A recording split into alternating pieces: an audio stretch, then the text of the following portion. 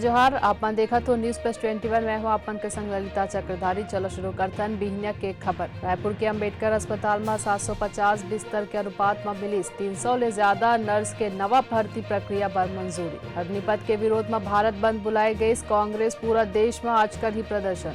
PM Modi Karnataka जाही, यहाँ 27,000 करोड़ के प्रोजेक्ट के रखी आधारशिला। नेशनल हेराल्ड केस में राहुल गांधी दोबारा ईडी के सामने पूछताछ पर आज हो ही पेश। असम में बाढ़ में बहिस 2 पुलिस, एक के मौत दूसर के तलाश जारी। बिहार में अग्निपथ आंदोलन न लेके नीतीश कुमार आज जनता दरबार करिस रद्द। रांची में अग्निपथ योजना के विरोध ला देख झारखंड के सबो स्कूल आज रही बंद, परीक्षा स्थगित। अरविंद केजरीवाल और भगवंत मान आज आप प्रत्याशी गुरमेल सिंह के समर्थन पर कर ही रोड शो। अग्निपथ स्कीम ला लेके फैलाए जाते फर्जी खबर पर केंद्र सरकार सख्त, 35 व्हाट्सएप ग्रुप बैन, 10 अरेस्ट। ऐसे जानकारी ले लगातार अपडेट रहे बर देखत रहो न्यूज प्लस 21 आप मन के हक के बाद।